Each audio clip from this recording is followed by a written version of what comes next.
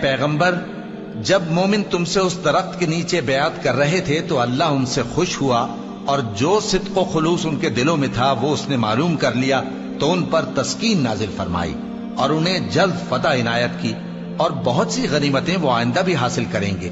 اور اللہ غالب ہے، حکمت والا ہے۔ اللہ نے تم سے بہت سی غنیمتوں کا وعدہ فرمایا ہے کہ تم ان کو حاصل کرو گے، پھر اس نے یہ غنیمت تمہیں جلدی سے دلوا دی اور لوگوں کے ہاتھ تم سے روک دیے۔ غرض یہ تھی کہ یہ مومنوں کے لیے اللہ کی قدرت کا نمونہ بن جائے اور وہ تم کو سیدھے رستے پر چلائے، اور کچھ اور غنیمتیں دے گا جن پر تم قدرت نہیں رکھتے، اور وہ اللہ ہی کی قدرت میں ہیں، اور اللہ ہر چیز پر قادر ہے۔ اور اگر تم سے کافر لڑتے تو وہ پیٹ پھیر کر بھاگ جاتے، پھر وہ کسی کو نہ دوست پاتے اور نہ مددگار۔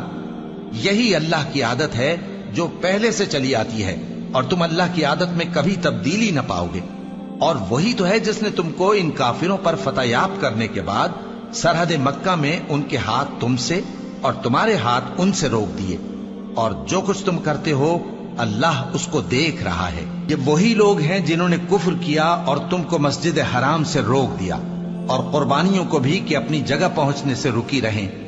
اور اگر ایسے مسلمان مرد اور مسلمان عورتیں نہ ہوتی جن کو تم جانتے نہ تھے کہ اگر تم ان کو پامال کر دیتے تو تم کو ان کی طرف سے بے خبری میں نقصان پہنچ جاتا، تو بھی تمہارے ہاتھ فتح رہتی، مگر تاخیر اس لیے ہوئی کہ اللہ اپنی رحمت میں جس کو چاہے داخل کر لے۔ اور اگر دونوں فریق الگ الگ ہو جاتے تو جو ان میں کافر تھے ان کو ہم دکھ دینے والا عذاب دیتے۔ جب کافروں نے اپنے دلوں میں ضد کی، اور ضد بھی جاہلیت کی، تو اللہ نے اپنے پیغمبر اور مومنوں پر اپنی طرف سے تسکین نازل فرمائی اور ان کو پرہیزگاری کی بات پر قائم رکھا، اور وہ اسی کے مستحق اور اہل تھے، اور اللہ ہر چیز سے خبردار ہے۔ بے شک اللہ نے اپنے پیغمبر کو سچا اور صحیح خواب دکھایا تھا کہ تم انشاءاللہ مسجد حرام میں اپنے سر منڈوا کر یا اپنے بال ترشوا کر امن و امان سے داخل ہوگے اور کسی طرح کا خوف نہ کرو گے۔ جو بات تم نہیں جانتے تھے اللہ کو معلوم تھی، سو اس نے اس سے پہلے ہی جلد ایک فتح عطا فرمائی۔ وہی تو ہے جس نے اپنے پیغمبر کو ہدایت کی کتاب اور دین حق دے کر بھیجا تاکہ اس کو تمام دینوں پر غالب کرے،